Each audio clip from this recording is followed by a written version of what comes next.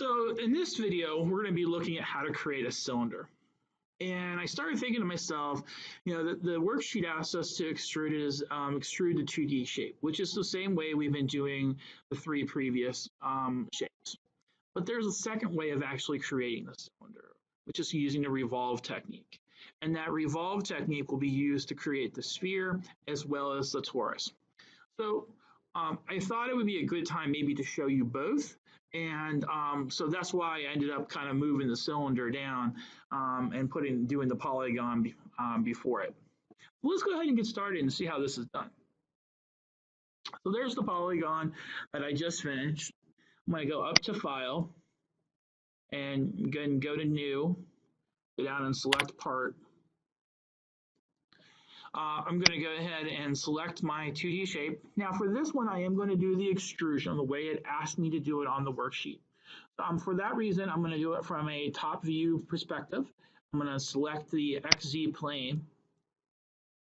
I'm going to come up here and choose my circle. You'll see that there are a bunch of different choices depending, which allows me to do an ellipse, tangent circle, or just a circle. That's all we're going for.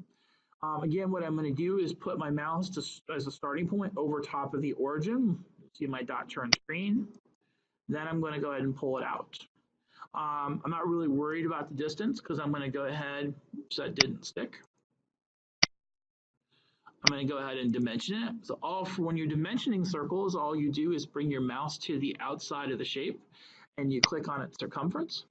Now you'll see it doesn't measure circumference. You'll see an arrow going across the middle, and that shows me the diameter. So I'm going to go ahead and increase the diameter of the circle to 1 inch. And so that now is done. I'm going to hit Finish Sketch. And now I'm going to go ahead and extrude it. Distance is 1 inch. And select OK.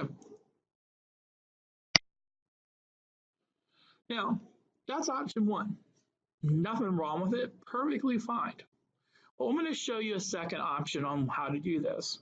It's a little bit different and it may just blow your mind. So I'm going to go here and open up a new file again. I'm going to go choose Part. I'm going to go to 2D Sketch. Now for this one, I'm going to work from a front view. So I'm going to come over and choose the XY plane. Now, the difference here is I drew a circle last time. Now I'm going to actually work with an actual rectangle. So I'm going to come in and change my polygon back to a 2-point rectangle. I'm going to come and start on my origin point, and I'm simply going to just draw myself a rectangle. Nothing special yet about this. Now, here's a good time to kind of show you a tool. So over here under the browser, there's a bunch of kind of viewing tools that will help you out. So this is the pan tool, which allows me to move things. So it looks like a hand, and I just kind of pull it down into the corner, which will make it easier for me to see. I'm going to hit my escape key, that gets rid of it, and now I'm ready to dimension this. So first of all, the height of this shape should be 1 inch. So let's go ahead and change that.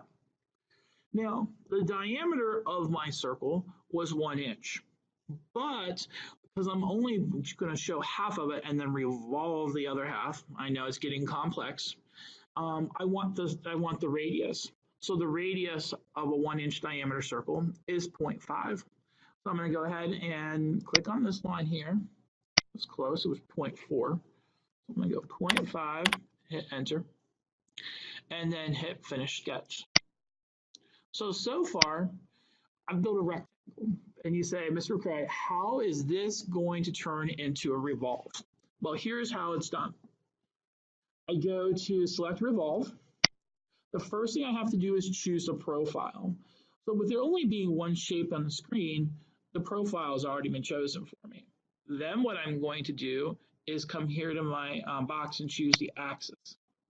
Now, I'm going to come over here and choose the height. And when it does, it revolves around to show the actual, spins it in 360 degrees. Now, if I wanted not to have a full cylinder, let's say I wanted to have a half cylinder, I can go to Angle, and it comes to 90, and I'll say I'll make that 180 degrees, and that gives me a half cylinder. Let's say I wanted to go all the way to 360. Okay, it allows me to do that.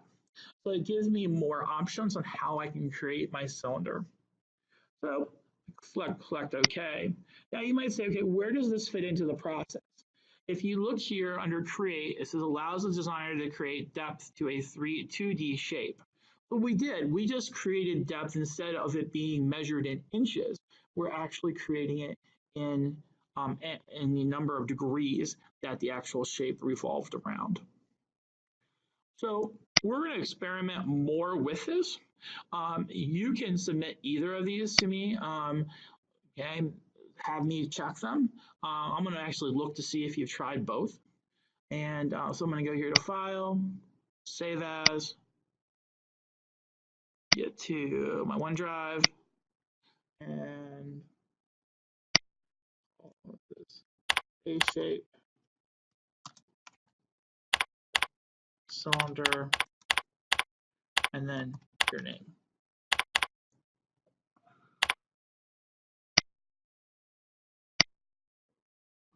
All right, with that, go give it a shot. And